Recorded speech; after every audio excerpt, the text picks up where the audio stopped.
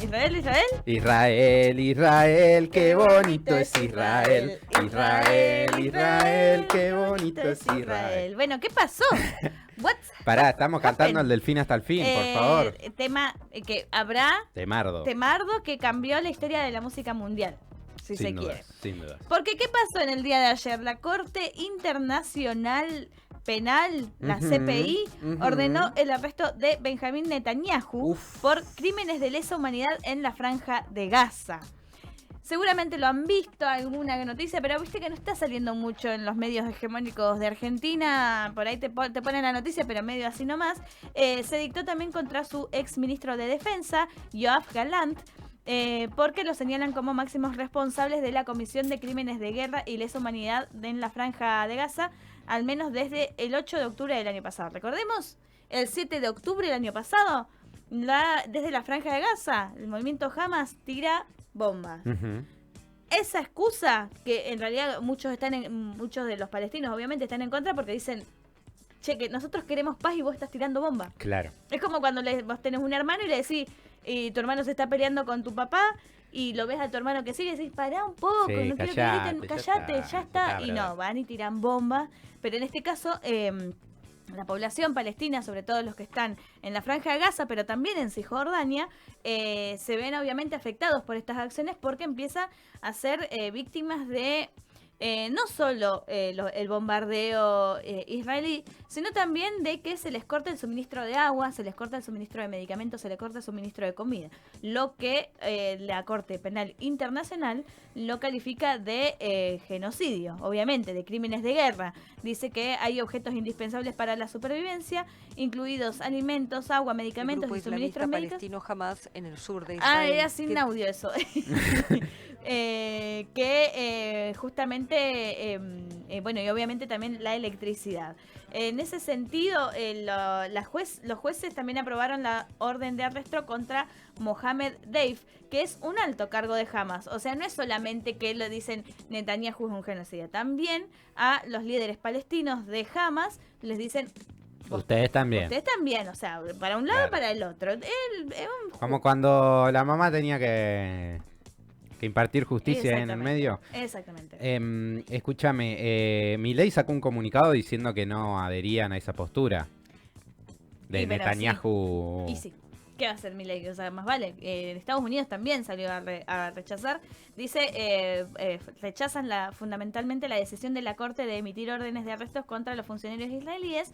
Y dicen también los estadounidenses que están profundamente preocupados por la precipitación del fiscal a la hora de solicitar órdenes de detención y los preocupantes errores del proceso que ha conducido a esa decisión. Obviamente también Hamas criticó la solicitud. ¿Querés saber quiénes más están, por ejemplo, con este pedido de detención? ¿Quiénes? Además de Netanyahu, Gallant y el líder de Hamas. ¿Quiénes? Por ejemplo, el expresidente de Sudán, Omar al-Bashir, que fue presidente entre 1993 y 1919, lo dicen que también es parte de hizo crímenes de lesa humanidad. También hay una investigación abierta formal contra Venezuela, contra el país, donde hay denuncias desde Perú, Argentina, Canadá, Colombia, Chile y Paraguay. Bien. Vladimir Putin también. También se busca la captura de Said al-Islam Gaddafi, que fue uno de los primeros en estar, que es el hijo de Muammar Gaddafi. No sé si te acordás que fue el que fue golpeado. La primavera árabe. Sí, el que fue golpeado y apaleado, que era la primavera árabe, que es mucho más profundo. Un día, si querés, podemos hacer como contar un poco el chisme, porque la verdad que es mucho más profundo. O sea, te dicen, sí, la gente se levantó contra su dictador y lo mató, pero en ese levantamiento habían tanques armados. Así como la gente tenía acceso a tanque armado. Algo está sucediendo. Exacto.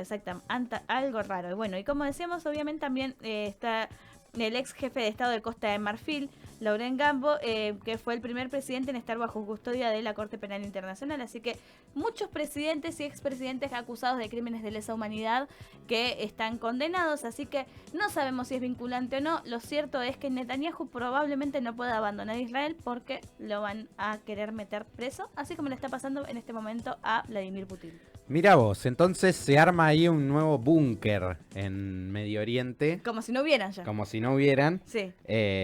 Bueno, estarán allí, tendrán que rendir cuentas a la justicia. Exactamente. Bueno, segundo, nos venimos para A acá. ver, volvemos. Brasil. La la la la la Brasil. la la la la la la la la. Estamos... no, nosotros estamos muy musicales hoy, amigo, la verdad. Amiga. Podemos poner un boliche en un tercer piso de algún edificio vamos, abandonado. Ya. Mira, Que sea de madres. Porque esta semana fue el G20. Yo escuché igual un poco que hablaron ayer con Dacin Lanza. La verdad, si quieren información de verdad, vayan a buscar a Dacin Lanza. Porque acá estamos hablando de las cositas que pasaron, ¿no? Vamos a hacer como un picadito. Por ejemplo, Lula, que es el primero que tenemos para pasar, que estuvo el líder del G20, que se paró como el líder mundial. Y bueno, ¿viste? ¿Tiene con qué? Lula dijo... Acá, país más grande de Latinoamérica, nosotros vamos a cambiar la gobernanza de un mundo. Y la gente dijo, bravo, Lula. Y dijeron, vamos todos, sí que sí. ¿Lo escuchamos a Lula?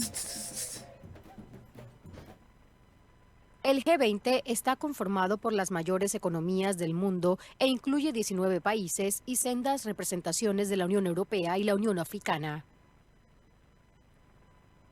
Estas engloban a 2/3 de la población del planeta, el 85% del PIB mundial y el 75% del comercio internacional. Sin embargo, existen dudas sobre los resultados que pueda aportar el grupo, ya que los intereses y políticas de sus miembros son muy variados. Entre los asistentes... Ahí escuchábamos... ¿Cómo le cambió la voz a Lula? Era muy distinta la voz de Lula. No, era como una introducción del G20 que me confundí yo ahí. Que bueno, decíamos, se fundó en 1999. Actualmente no son 20 países, son 19 los que lo conforman con la Unión Europea y la Unión Africana. Hay un montón de chisme para contar de África, pero... En otra ocasión será. Otra ocasión muy grande, muy abarcable. África es un continente que tiene más de 25 países. Es una locura la cantidad de países. Picantísimo, lleno de guerras internas, guerras de tribus. Ahora proceso de descolonización. En este caso, bueno, representa el 85% del PBI mundial, los 20 países, los 19 países que conforman el G20. Y le estuvieron hablando de pobreza, desigualdad estructural, lucha contra el hambre, capitalismo, desarrollo económico y las guerras que están azotando al mundo. Y se armó una cuestión muy especial para lo que es la inclusión social. Se habló mucho de la crisis ambiental y la reforma de la gobernanza. El lunes se armó la Alianza contra el Hambre que impulsó Lula, que es donde vimos la foto. Lo que estábamos diciendo y les contaba a los chicos es que nos guste o no nos guste, Milei está posicionado como un líder mundial, más vale que sí, lo están siguiendo las derechas del mundo, pero todo el mundo. Y si bien para muchos países es payasesco, sus decisiones son importantes y son tomadas en cuenta por las derechas mundiales que están mirando con mucha atención lo que pasa en el cono sur del continente americano. Y en ese sentido, que haya suscrito a la Alianza contra el Hambre que impulsó Lula, es un poco una cuestión ahí, porque tuvo que suscribir por la capacidad diplomática de Lula, porque además es una iniciativa que es como cuando se quiso poner en contra del caso de las mujeres, como, no da que no quieras luchar contra el hambre, por más de derecha que seas. Y en ese sentido, Lula propone en ese momento que haya un impuesto para el 2% de los más ricos, un impuesto que vaya destinado a acciones contra el cambio climático y que los países adelanten su compromiso con los objetivos de las misiones climáticas que tienen a 10 años antes. O sea, que no te pongas el objetivo tan lejos. Trata de empezar a hacer las cosas ahora porque el mundo se nos está quedando sin oxígeno. Y la verdad que nosotros estamos quemando bastante el Amazonas como para que ustedes encima sigan quemando cosas, dijo Lula. Así, en esos términos. No, en realidad lo dijo así. Para exigir ambição do demais. Aunque, como es lógico, los medios de comunicación de cada uno de los países... ¿Los segundos? Estaba re mal, mira. Le volvió a cambiar la voz a Lula. Le volvió a cambiar la luz. Bueno, no pasa nada.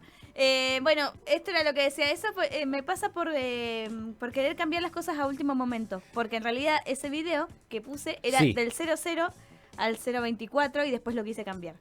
No importa. Bueno, suele suceder. Lo importante es que está la data. Lo importante es que está la data. Y eso es lo que dijo Lula. Nosotros ya estamos cansados de darle oxígeno a todo el mundo. Y ninguno de ustedes está haciendo nada para cambiar la crisis climática. Después, bueno, viste que yo te contaba recién que en África hay como un proceso de descolonización, que están sacando a los franceses. Sí. Están haciendo como la soberanía de sus recursos. Sí. Están estatizando los recursos, el oro, los diamantes. Le dijeron a Francia, no te llevas un gramo de oro más acá. El oro es mío, dijeron. Claro. Ahí en Burkina Faso, en todos esos países del centro de África, que están teniendo unos procesos revolucionarios que son bastante de izquierda y que muchos de esos lugares tienen como sus banderas rusas. Bueno, ¿por qué pasa esto? Vamos a tratar de hacer larga historia corta. A ver. Hace varios años Francia está muy enojado con Estados Unidos porque Estados Unidos decide cambiar su política exterior. Mira. Estados Unidos dice, yo no voy a poner más plata por acá, en la OTAN, en la Unión Europea. Me cansé de poner plata acá porque mi verdadero enemigo es China. Entonces empieza a poner plata en Australia, Japón y Corea del Sur. Mira. Y viajan a Taiwán y todo eso. Entonces, eso como larga historia corta. Entonces los franceses de repente le entraba un montón de plata que ya no tienen. Claro. Y empieza a explotar las crisis por todos lados. Recordemos, está la crisis, por ejemplo, de los chalecos amarillos hace un par de años. Las crisis que están teniendo. Y bueno, las crisis ahora con sus ex colonias, de las que ya, si bien no eran más colonias, seguían sacando recursos como si fueran los dueños. Porque bueno. Macron, entonces, bueno, es como un líder que está medio ahí en una, si se quiere, porque más allá de que ya no es elegido y popularmente, y eso sigue estando presente ahí como primer ministro francés, y se reunió aprovechó el G20, porque en el G20 pasan esas cosas, se reúnen con Xi Jinping. Mira. Y le dice a Xi Jinping que quiere fortalecer las relaciones, obviamente, con China y que comparten las opiniones con respecto a Ucrania. ¡Epa! Con de ahí poniéndose en contra de la OTAN, ahí tenemos para pasar entonces a Emmanuel Macron. Se dio vuelta la tortilla. Ahora sí.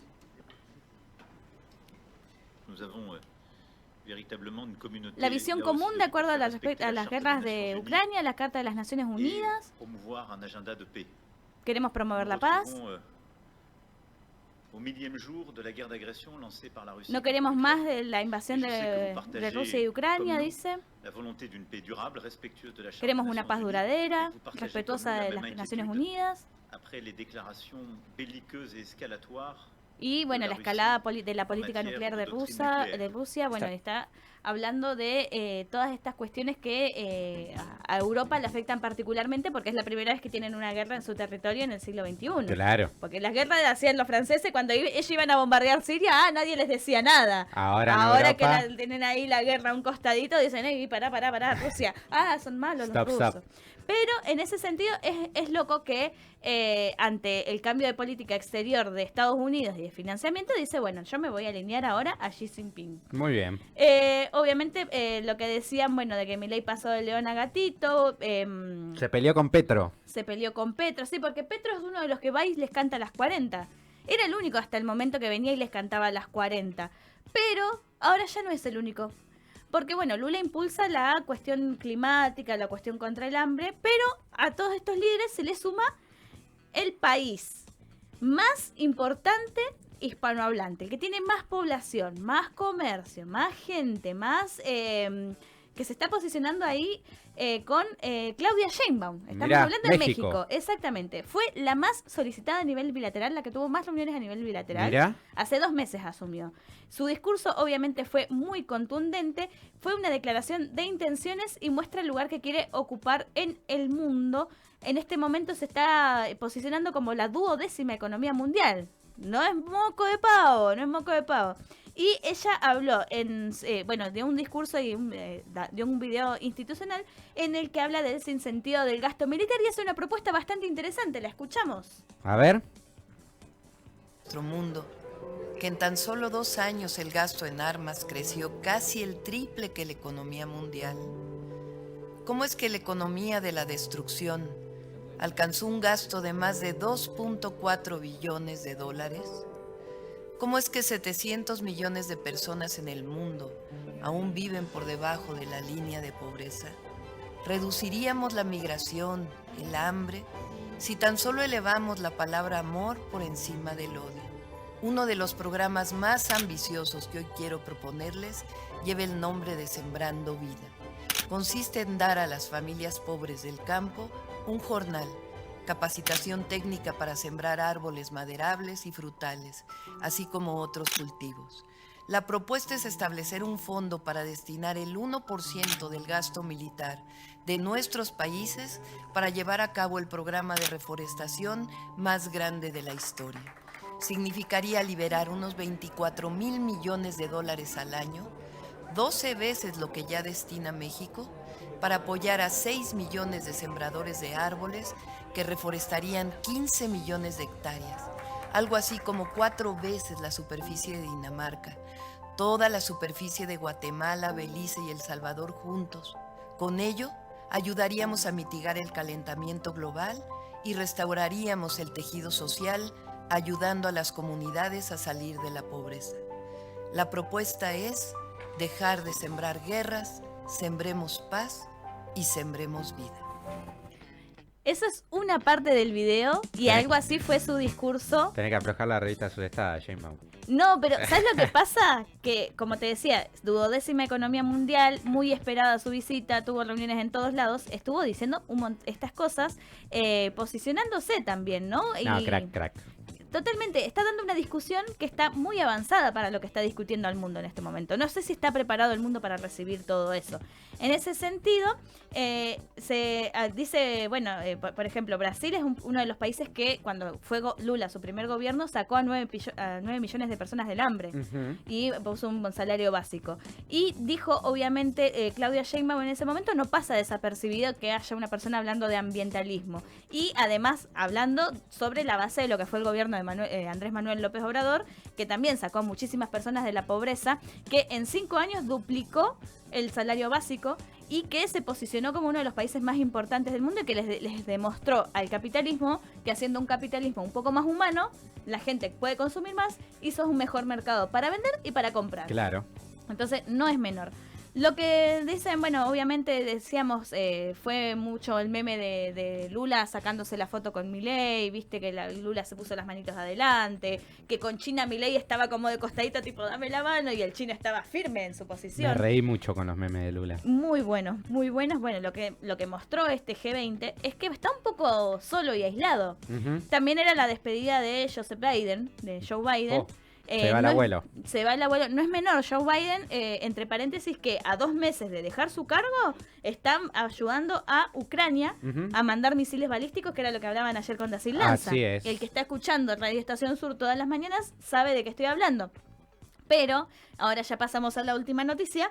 En ese sentido, cuando Biden le dice, bueno, tomá los misiles balísticos, tiráselos a Rusia, ¿vos te pensás que Rusia iba a decir, sí, tirame los misiles? Que no pasa nada. No pasa nada. No, bueno, dijo, ya está. Esto es un conflicto global. ¿Puedo yo atacar a Ucrania y a los países que a mí se me cante? Y estuvo mandando Rusia ojivas, misiles, que si bien no son misiles nucleares, tienen capacidad nuclear.